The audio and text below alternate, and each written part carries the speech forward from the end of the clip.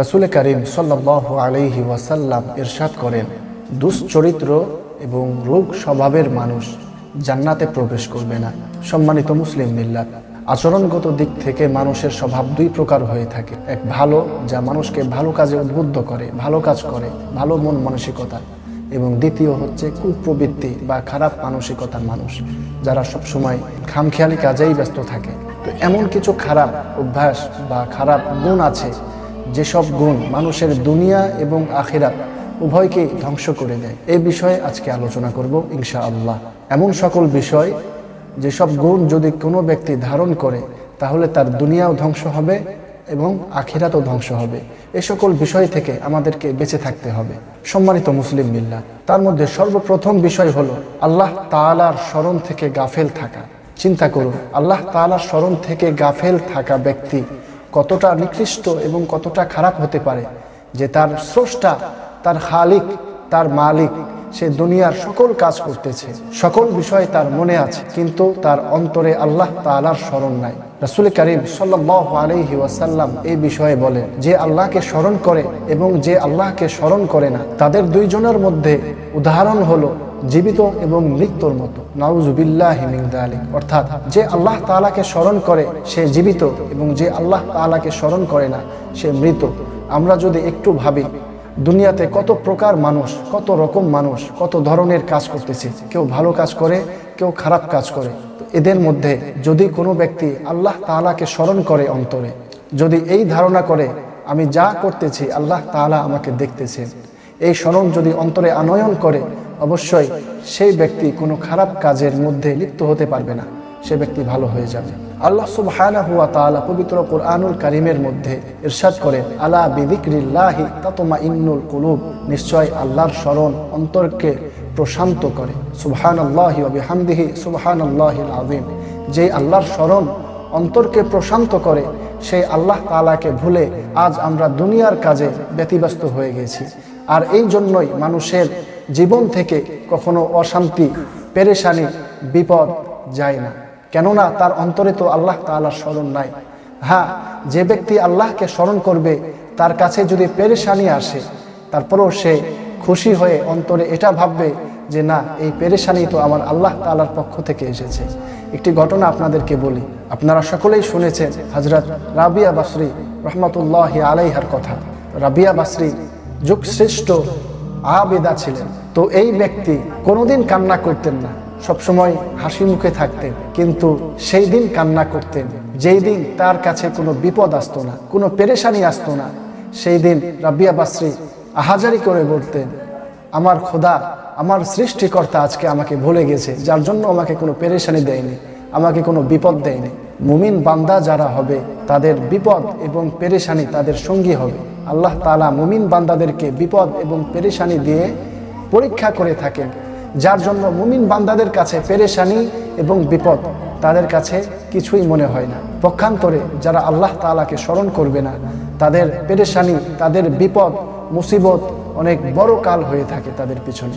সম্মানিত মুসলিম মিল্লাত, 2 নম্বর বিষয় হলো অহংকার করা। আমরা সকলেই জানি ইবলিস শয়তানকে আল্লাহ তাআলা মুআল্লিমুল মালাইকা বানিয়েছিলেন, ফেরেশতাদের শিক্ষক বানিয়েছিলেন, তার সম্মান কত ঊর্ধ্ব করেছিলেন। শেষ পর্যন্ত অহংকার করার কারণে আল্লাহ সুবহানাহু ওয়া তাআলা তাকে মুআল্লিমুল মালাইকা থেকে মালউন করে দিলেন, শয়তান করে দিলেন, অভিশপ্ত শয়তান করে দিলেন। রাসূল কারীম সাল্লাল্লাহু আলাইহি ওয়াসাল্লাম, আল্লাহ সুবহানাহু ওয়া তাআলা এই বিষয়ে পবিত্র কোরআনুল কারীমের মধ্যে ইরশাদ করেন, ইন্নাল্লাহা লা ইউহিব্বু কুল্লা মুখতালিন ফখুর। নিশ্চয় আল্লাহ তাআলা কোনো উদ্যত অহংকারীকে পছন্দ করেন না।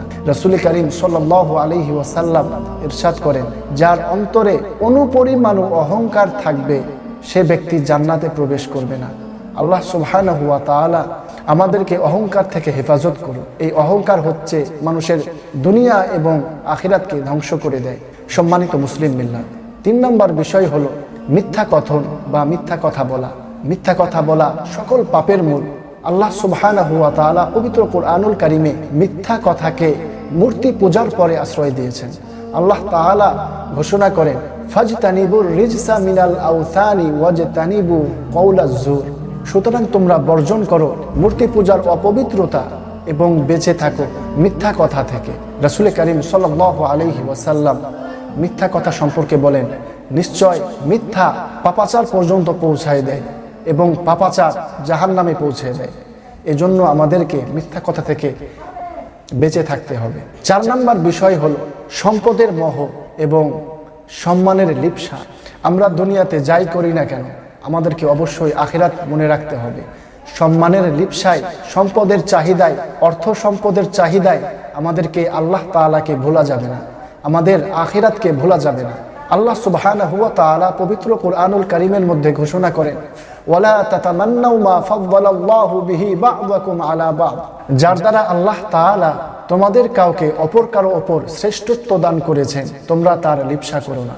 রাসূল করিম সাল্লাল্লাহু আলাইহি ওয়াসাল্লাম এই বিষয়ে বলেন, একটি ছাগলের পালের মধ্যে যদি 2টি ক্ষুধার্ত নেকড়ে বাঘকে ছেড়ে দেওয়া হয়, তাতে করে যতটুকু ক্ষতি হওয়ার সম্ভাবনা না থাকে তার থেকে বেশি ক্ষতি হওয়ার সম্ভাবনা থাকে একজন মানুষের ঈমানের মধ্যে, একজন মানুষের দ্বীনের মধ্যে সম্মানের লিপ্সা এবং সম্পদের মোহ যদি থাকে, তার ঈমানের মধ্যে তার থেকে বেশি ক্ষতি সাধিত হয়।